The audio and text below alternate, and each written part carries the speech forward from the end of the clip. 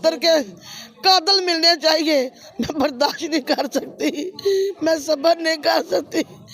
मैं कैसे सब्र करूं? मेरा इतना जवान बेटा चला गया, उसकी खुशियाँ भी मैं नहीं दे सकी। मुझे इंसाफ चाहिए। जी अस्सलाम वालेकुम नाज़रीन, इस वक्त मैं हमज़ा की वालदा के साथ मौजूद हूँ और हमज़ा गैरिसन यूनिवर्सिटी का तालिब इल्म था और मेरा वो सीनियर था और मैं इस चीज़ का गवाह हूँ। मुझे उसने खुद भी कहा कि आपने मेरी शादी पे लाजमी आना है। 2 हफ़्ते पहले आया यूनिवर्सिटी और मुझे कहा उसने कि आपने मेरी शादी पे लाजमी आना मुबीन भाई। मैंने उसका इंटरव्यू भी किया, ये आप देख भी सकते हैं। वालदा से बात करेंगे कि वालदा इस बारे में क्या कहना चाहेंगे। अस्सलाम वालेकुम। वालेकुम सलाम। आंटी कैसा, मेरे साथ तो बड़ा अच्छा था उसका तल्लुक़ था। हमने आपके जो है अहले इलाका से भी बात की, उन्होंने भी यही कहा कि हमारे साथ बहुत अच्छा बच्चा था। आप बताएं कैसा था वो? मेरा बच्चा बहुत अच्छा था। मेरे बच्चे में कोई एहलवाल नहीं था, वो सबको अच्छे तरीके से हैंडल करता था। मैं क्या करूं, मुझे बोलने नहीं आ रहा। सारे गले मोहल्ले वाले को बहुत इज्जत करते थे, सब उसकी इज्जत करते, सब मानते थे। हमजा हमजा सारे पुकारते थे, कोई किसी को कोई गल बात नहीं थी। मैं क्या करूं? अच्छा आंटी, हुआ क्या, मतलब आप क्या समझती हैं, कैसे गया वो यहाँ से और किन लोगों ने उनको कत्ल किया? कुछ सामने आई है कोई बात? नहीं, हमें कोई पता नहीं चला। सारा दिन अपने शादी की तैयारियों में था, सारा सामान लेके आ रहा था, सब सामान लेके 8 बजे उसका फ़ोन आया है। उसने छोटे भाई को मेरे स्टॉप पे छोड़ के आए। रोटी उसका भाई का, उसने खाना नहीं उसका खाने दिया। स्टॉप पे ले गया, दूरी खड़ा कर मुझे यहीं पर उतार दो। उसने उतारा, कैरी डब्बा आया, उसमें बिठा के दरवाज़ा भी नहीं बंद किया, वो जल्दी से चला कर ले के भाग के गए। हमें कुछ नहीं पता वो दुश्मन था, कौन था, दोस्त था, कुछ नहीं पता। सारा दिन वो शॉपिंग ही करता रहा शादी की, कोई पता नहीं हमें वो दुश्मन था कोई दोस्त था। उसके भाई ने भी नहीं देखा कि कौन गाड़ी में बैठा है। ब्लैक शीशे थे उस गाड़ी के, कुछ नहीं पता चला वो कितने लोग थे, क्या था क्या नहीं। अच्छा, वो गायब जब हुआ, अगवा हुआ, तो आपने कोशिश नहीं की कि रात भर वो नहीं आया? तो नहीं, कोशिश ही नहीं की। हमने कहा कि अभी आ जाता है, पहले भी जाता है घर से, आ जाता है, फ़ोन करते जवाब दे देता है, लेकिन उस वक्त उसने कोई जवाब नहीं दिया। जब जहाँ जाता था फ़ोन करते थे, हमजा किधर हो, घर आओ, कहाँ हो? मैं मामा आ रहा हूँ, मैं फलाने दोस्त के साथ खाना खा रहा हूँ, मैं 10 मिनट में आ जाता हूँ, फिक्र नहीं करना। उस वक्त हमें कुछ नहीं उसने बताया। फ़ोन सारा सब लोगों ने फ़ोन किया है, किसका फ़ोन उसने सुना नहीं, कोई फ़ोन नहीं सुना, ना कुछ हमें जवाब मिला। सारी रात इंतज़ार करते रह गए कि अब पहले कभी ऐसा हुआ ही नहीं था, इतनी देर बाहर नहीं रहा।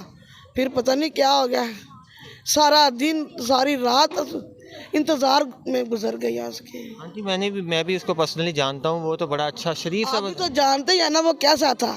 सब लोग जिससे मर्जी पूछ ले, वो बहुत अच्छा था, बहुत ही अच्छा था। उसकी तो किसी के साथ दुश्मनी भी नहीं। तो फिर क्या समझती हैं इसका कातिल कौन हो सकता है? अपना कोई है या गैर है? हमें इसका कोई इल्म नहीं, अपनों में नहीं कोई, ना दोस्तों में है, कोई और ही है, पता नहीं क्या बना है। हमें दोस्त भी साथ उसके होंगे, पता नहीं, क्योंकि दोस्तों ने गवाह करा दिया है, हमें नहीं पता।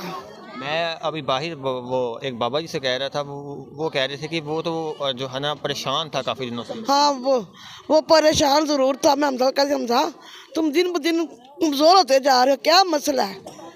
मामा कुछ नहीं, हमजा नहीं, कोई बात ज़रूर है। हमजा मामा नहीं, मैं उसकी माँ हूँ ना, मैं शादी कर रही हूँ, उसकी तैयारियों में थी।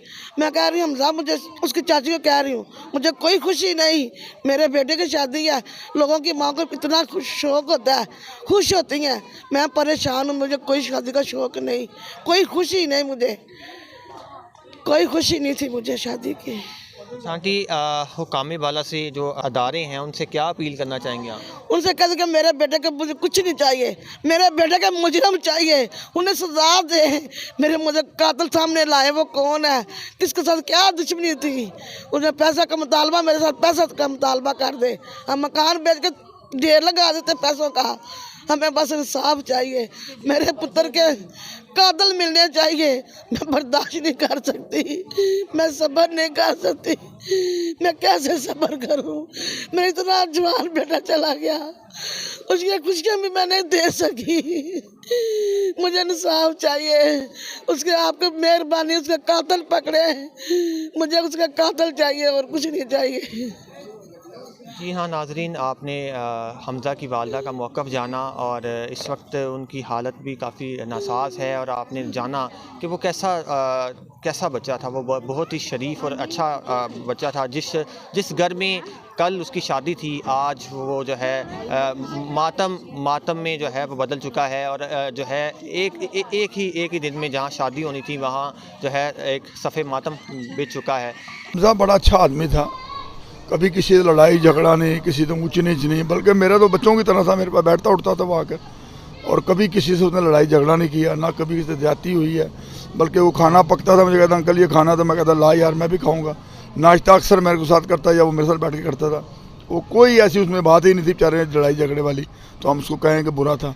पूरी उसकी हमारी इस इलाके की बंदे औरतें आदमी मर्द तक उसकी गवाही देंगे, बच्चा किसी से लड़ाई झगड़ा नहीं करता था। अंकल आपने एक इंटरव्यू में कहा है कि वो जो है परेशान था। हाँ, वो कुछ ये 4-5 दिन से ना परेशान था। हम कहते थे यार क्या हुआ तुझे, मैं बोलता था क्या बात तेरी, खौफ सा हुआ कहते कोई नहीं कोई बात नहीं। तो मैंने कहा अच्छा भाई ठीक है फिर, तो इसलिए मैं खामोश हो गया था।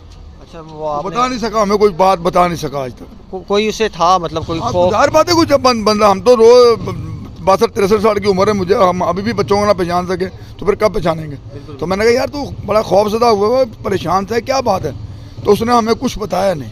और के मोमिनपुरा के कब्रिस्तान में मौजूद हूँ, जहाँ हमज़ा आखिरी जो है आरामगाह है यहाँ पर, और मेरे साथ उसके दरीना दोस्त उसामा और शेख फैज़ान मौजूद हैं, जो कि उनके साथ इन्होंने हमज़ा ने डिग्री का 4 साल का टेन्योर कंप्लीट किया और उसके बाद अपनी मुलाजमत शुरू नहीं की थी कि मौत ने उसको आन घेरा आके। और इस वक्त इनसे जानते हैं कि इनके क्या कहना चाहेंगे इस हवाले से। अस्सलाम वालेकुम। जी वालेकुम सलाम।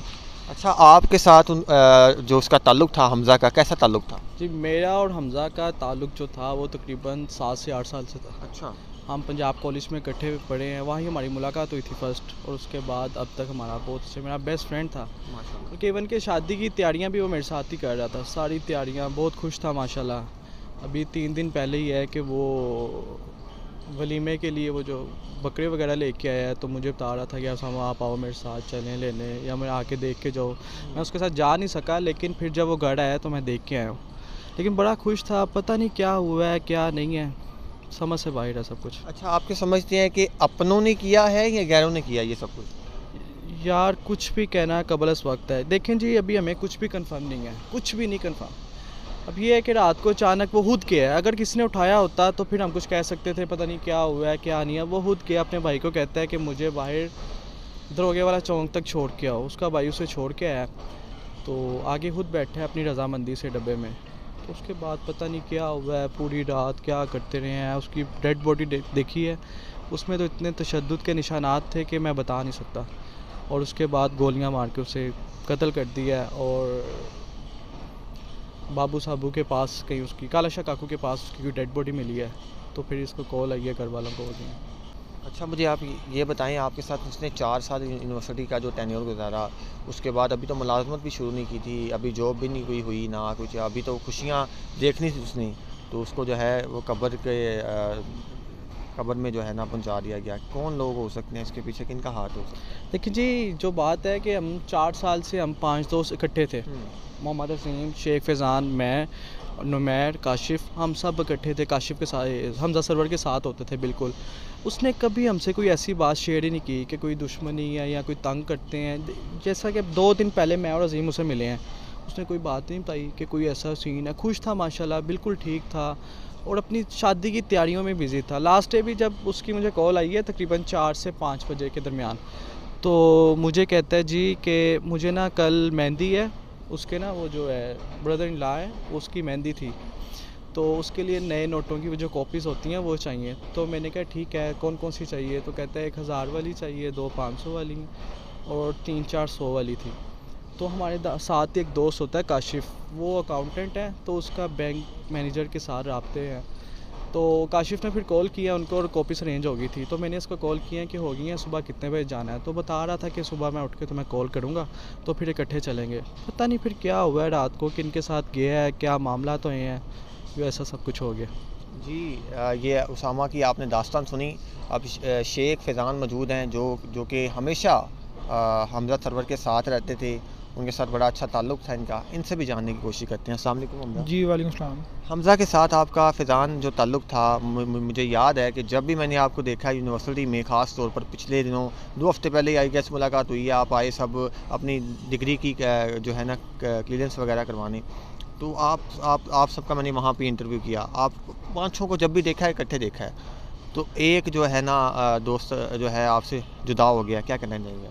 देखें, जो उसकी जुदाई का सदमा है इसको मैं अल्फाज में बयान तो नहीं कर सकता, लेकिन मैं ये कह सकता हूँ कि इसकी जो कमी है ना वो शायद मैं अगर 60-70 साल में भी पहुँच जाऊँ तो पूरी नहीं हो सकती, क्योंकि एक साथ खाया पिया, और ये यूनिवर्सिटी की जो एज होती है ये एक ग्रोइंग एज होती है, ऐसे ही है। तो हमने मिल के ग्रो किया। जब आप एक मिल के ग्रो करते हैं एक बंदे के साथ और वो एकदम से ऐसे, और आज तो जैसे कि आपको पता है कि आज इसकी मेहंदी थी, तो हम सारे दोस्तों ने बड़ी तैयारी की हुई, बड़ा सोचा हुआ, और आज तो हमने इसकी मेहंदी पहना था, लेकिन जैसे कुदरत को मंजूर आज हम इसकी कब्र पे आए हैं।